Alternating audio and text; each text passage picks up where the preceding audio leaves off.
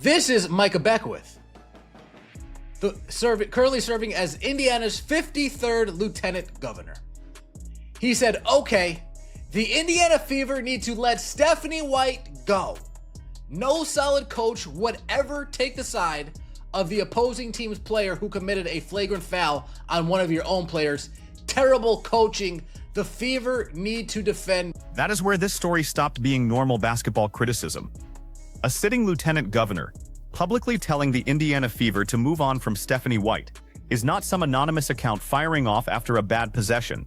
And the reason this exploded goes much deeper than one flagrant foul. Now, we've all seen this by now. One of the things about Nay is that she's going to play her butt off, man. She's going to compete. Nobody's going to go walking in for a layup. And so I don't oppose the hard foul, but I also don't think that she intentionally went for the net.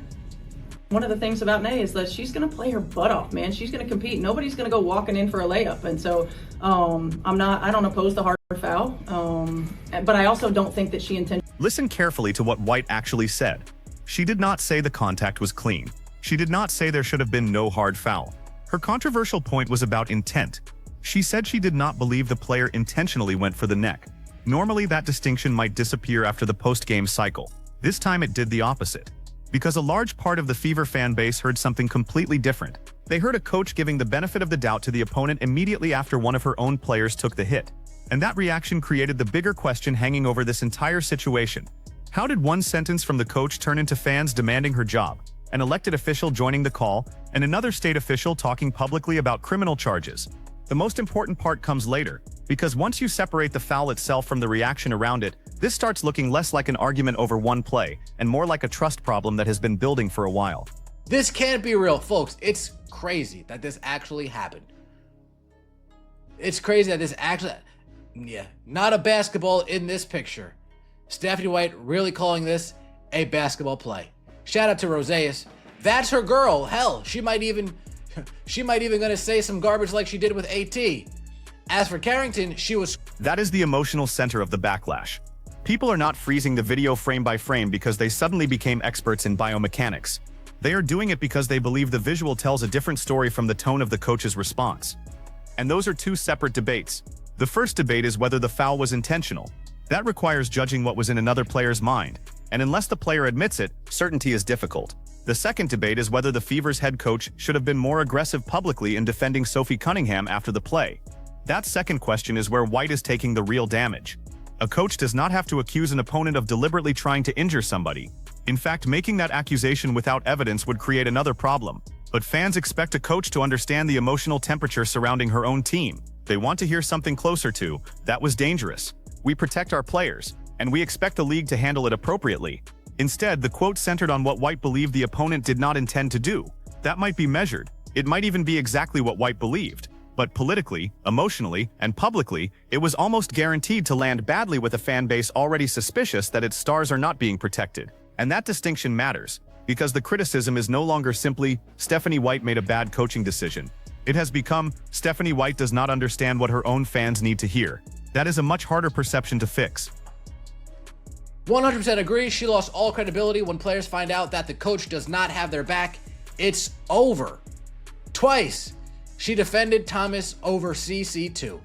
Yep, that's what she did. That's what she did.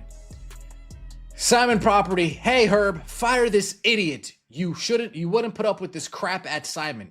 That's true. That's true. Shout out to all the Simon outlets out there. Shout out to all the Simon outlets out there. Bull poop. Stephanie White doesn't have her own team's back. I'm so sick of her not standing up for her players.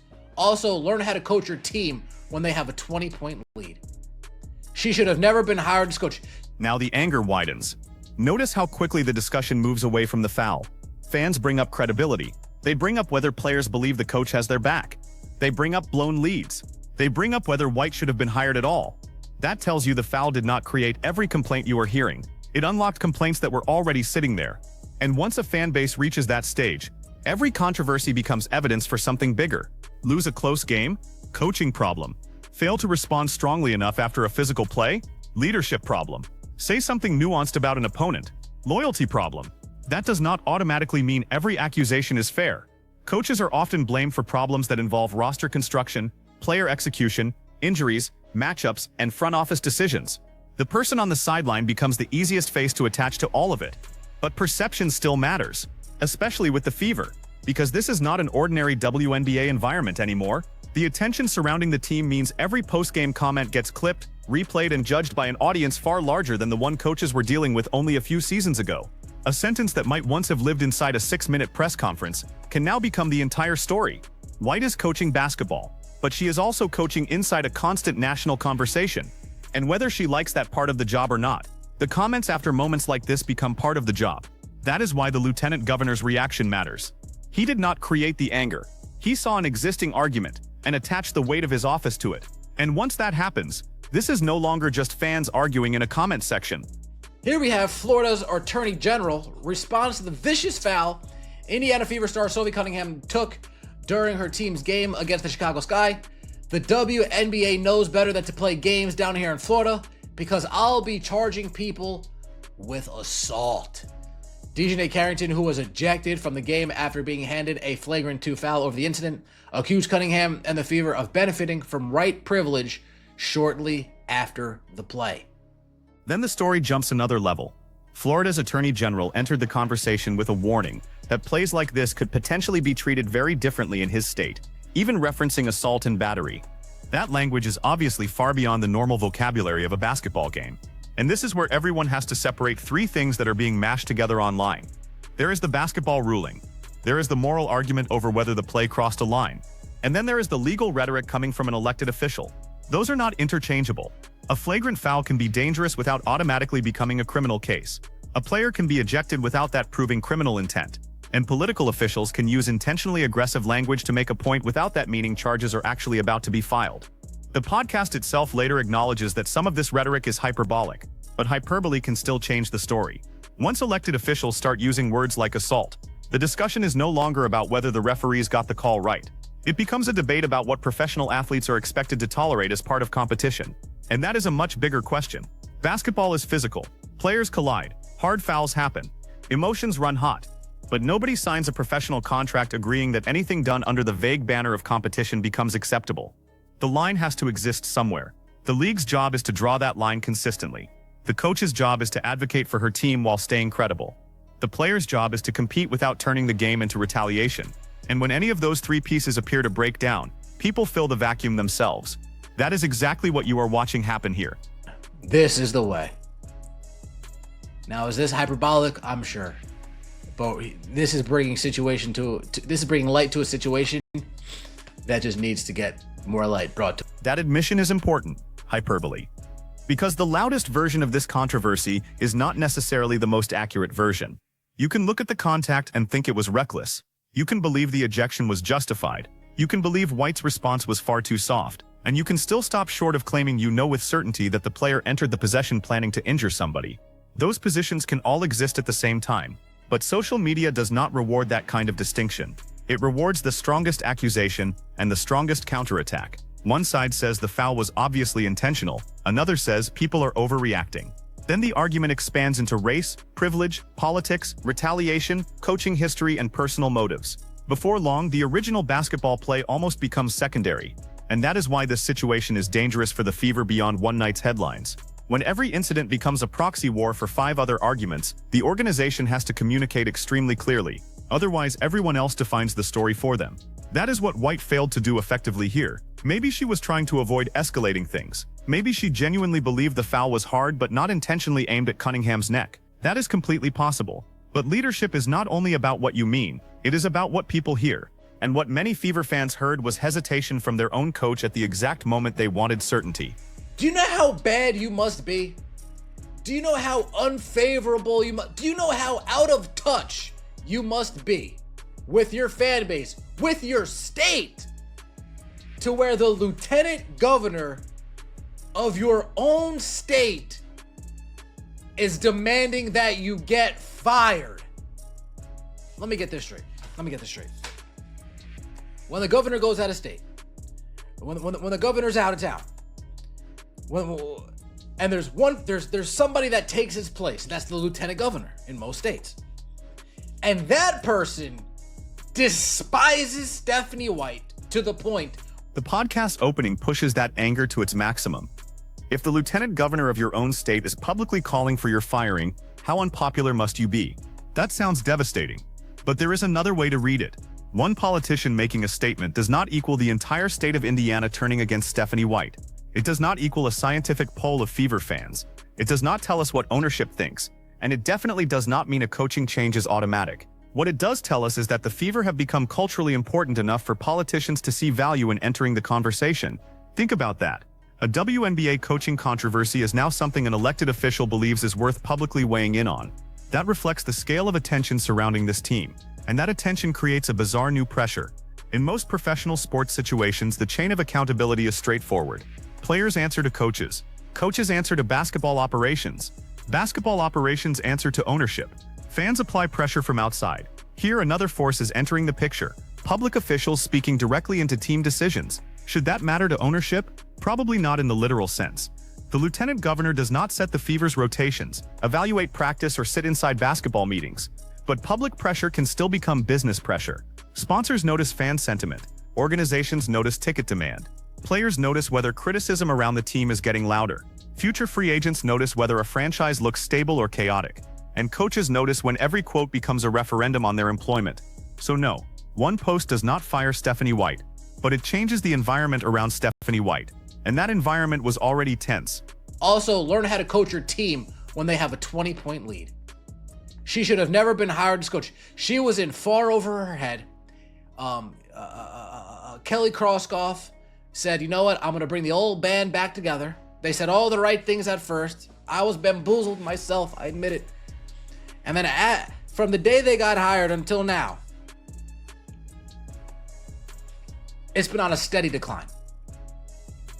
This is where the basketball criticism starts competing with the controversy. The podcast brings up protecting a 20-point lead and argues White never should have been hired. That is a very different criticism from disagreeing with her post-game comments. And separating those complaints is essential. If you believe a coach should be fired, the strongest argument cannot simply be that you disliked one answer in a press conference. The real evaluation has to involve basketball. How does the team perform late in games? Are rotations making sense? Does the roster look prepared for pressure? Are players developing? Is the offense generating good shots? Is the defense improving? Are mistakes being corrected? What happens when the opponent changes schemes? Those questions matter far more to a serious coaching evaluation than whether a coach delivered the emotionally satisfying quote after one ugly play. But there is also a connection between basketball and culture. A team that trusts its coach can survive disagreement. A fan base that trusts its coach can survive unpopular decisions. Once that trust begins to disappear, everything gets interpreted through the worst possible lens. That is the point the podcast keeps circling. It is not only arguing that White mishandled this particular comment, it is arguing that the comment confirms a pattern. Now, some of those pattern claims in the source are opinion and should be treated that way. The host references past situations and believes White has repeatedly been too willing to defend opposing players. That is his interpretation. But the existence of that interpretation is still meaningful, because it explains why this clip detonated so quickly. Fans rarely become furious over one isolated sentence if they believe everything else is going well. They become furious when one sentence fits a story they already believe. That is what White is fighting now. Not just the reaction to one play, a narrative. Kelly Kroskoff said, you know what, I'm going to bring the old band back together. They said all the right things at first. I was bamboozled myself, I admit it. And then from the day they got hired until now, it's been on a steady decline. It's been on a steady decline. Fans' interest decline. Game attendance on a decline. Trust in the organization on a decline. Their own trust on a decline. And there is the organizational angle. The host describes the Fever leadership as trying to bring the old band back together and argues that optimism around the hires turned into steady disappointment. Again, that is commentary, not an official organizational assessment. But it exposes something important about expectations. Whenever a franchise makes a major coaching or front office decision, the initial sales pitch is usually about stability, fit, and vision. Fans buy into that vision until results or repeated controversies start contradicting it. Then the exact same history that once looked comforting can suddenly look like the organization was too comfortable. Familiar relationships become the old band. Continuity becomes stagnation. Patience becomes complacency. That transformation happens fast in sports. And for the Fever, the pressure is amplified because the franchise is operating under a spotlight where ordinary growing pains get treated like national emergencies. That means management has to answer a difficult question. Are people angry because the team is genuinely failing to meet reasonable expectations? Or are expectations so extreme that almost any imperfection would produce outrage? There is probably some truth on both sides. Fans are allowed to demand better. They are allowed to criticize coaching. They are allowed to believe White's public response was weak, but enormous attention can also distort perspective. Every loss feels historic. Every quote becomes scandalous. Every hard foul becomes a referendum on the league. The Fever cannot control all of that. What they can control is whether their own messaging adds fuel to it. And this is where White's comments became costly. She stepped into an already emotional situation and gave critics a sentence that was easy to isolate from the rest of her explanation. Once that happens, context loses the race. The clip wins. I've been saying Steph needs to be fired for over a year. The reason she never defends Caitlyn is because she agrees with the rough play. In fact, she taught DeJounte and AT how to play this way. She was there when AT clotheslined Angel. She backed it. We need to hold Steph responsible for these comments. Imagine how Sophie feels. Everyone knows DeJounte was trying to get revenge for the JC Sheldon foul from 2020. Now we reach the pattern accusation directly.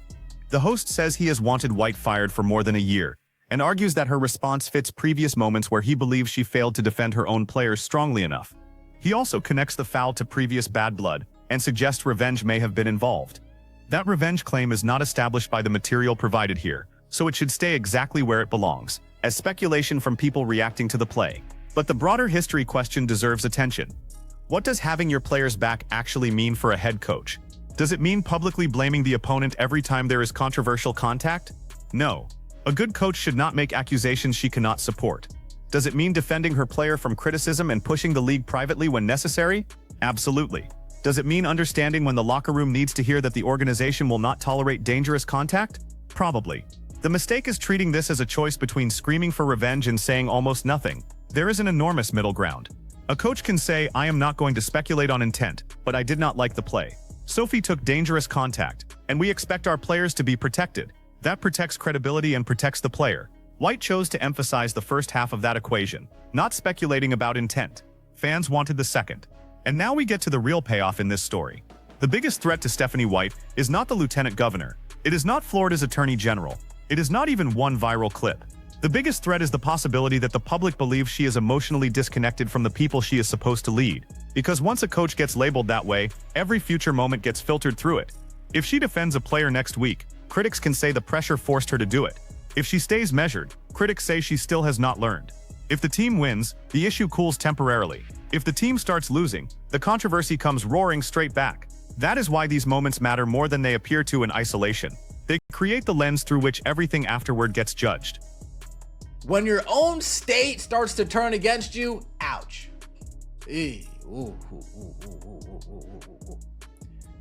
Excuse me.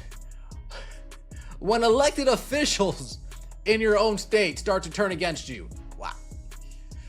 Folks, I can't imagine that happening with the Eagles. I can't imagine that happening with the Knicks. I can't imagine it happening with any of the teams around here.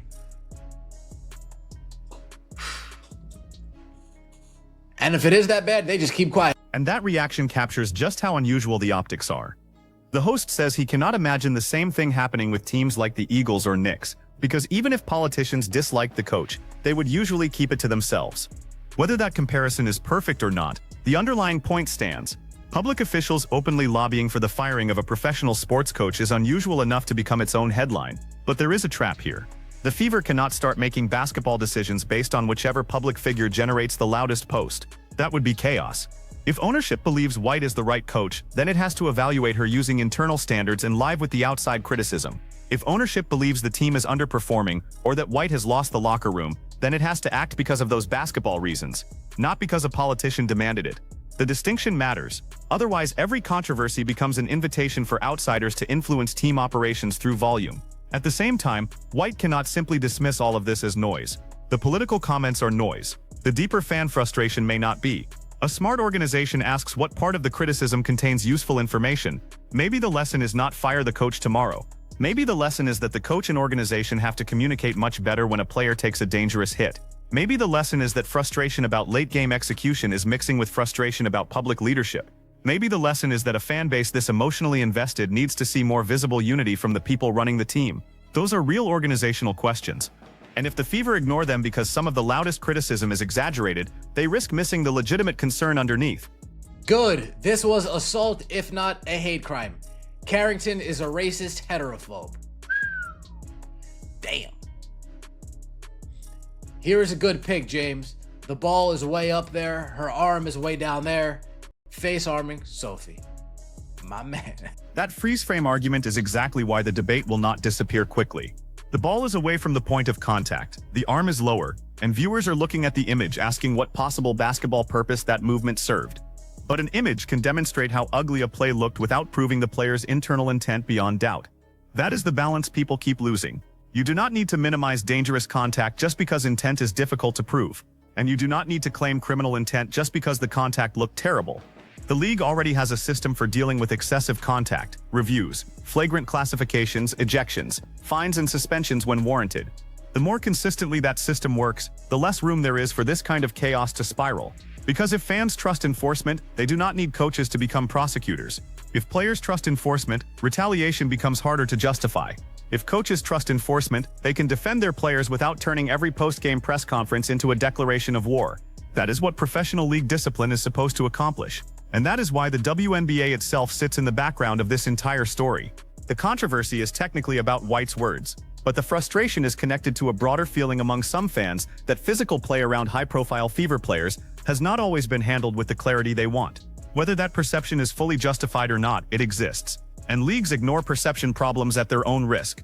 The answer is not special rules for one team. The answer is predictable rules for everyone.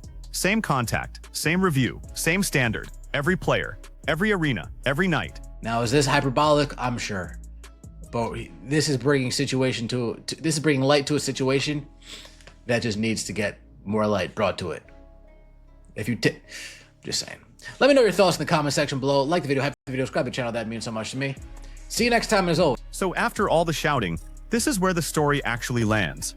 The strongest case against Stephanie White is not that she refused to accuse an opponent of intentional violence. A responsible coach should be careful with claims she cannot prove. The stronger criticism is that she failed to read the moment. Her player had just taken a foul serious enough to become the center of a national argument. Fans were already furious. The opposing player's intent was being debated everywhere, and White's most replayed line sounded more protective of the opponent's motives than protective of her own player's experience. That is why the reaction became so intense. Then Micah Beckwith, Indiana's lieutenant governor, publicly called for the Fever to let her go. Then Florida's attorney general added criminal law language to the conversation. Then the normal boundaries between sports criticism, politics, and culture war outrage basically disappeared. But none of those outside voices should decide White's future. The decision has to come down to what the Fever know internally. Does the locker room trust her? Do the players believe she fights for them? Does the team improve under pressure? Are the late-game problems being corrected? Does the organization believe her communication helps the team or repeatedly creates distractions? Those answers matter. And there is one more uncomfortable possibility. White may not actually need to become a different basketball coach to survive this. She may need to become a different public communicator. Because coaching this version of the Indiana Fever is not like coaching a team operating outside the spotlight. Every phrase matters. Every hesitation gets clipped. Every disagreement becomes content. Every controversial foul pulls thousands of people into an argument about what the coach should say. That may be exhausting, but it is also the reality of the job. The Fever have become one of the most scrutinized teams in women's basketball, and the person in the head coaching chair inherits that scrutiny. So now the question is bigger than whether Stephanie White's comment was technically reasonable. Was it the right comment for that moment? That is where I think the criticism has real weight. You can believe she was being fair-minded while also believing she completely misread what her team and its fan base needed from her. And once an elected official from your own state is publicly calling for your firing, the warning signs are impossible to ignore. Not because politicians should run basketball teams, they absolutely should not, but because it shows how far the frustration has traveled outside basketball circles. The Fever now have a choice. They can treat this as another outrage cycle that disappears after the next game, or they can recognize that the controversy exposed a deeper problem with trust, communication, and the perception that the organization is not forceful enough when its players are put in dangerous situations. And fans have a choice too. Is Stephanie White being unfairly crushed for giving a measured answer about intent? Or was that answer the final proof that she does not have the right instincts to lead this particular team under this level of pressure? Pick one.